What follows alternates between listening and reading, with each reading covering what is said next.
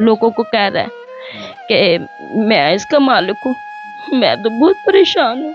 कब्जा ग्रुप लोग, मेरे बच्चे छोटे छोटे कहाँ जाएंगे।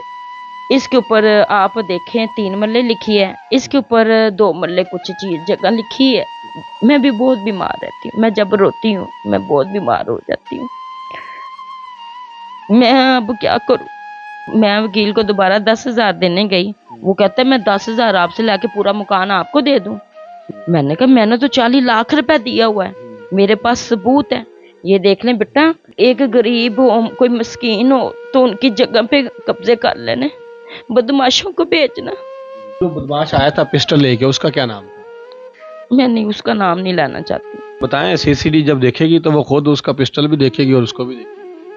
जिसने ये मेरे साथ धोखा किया, मैं उसके बच्चों के लिए भी दुआ करती हूँ।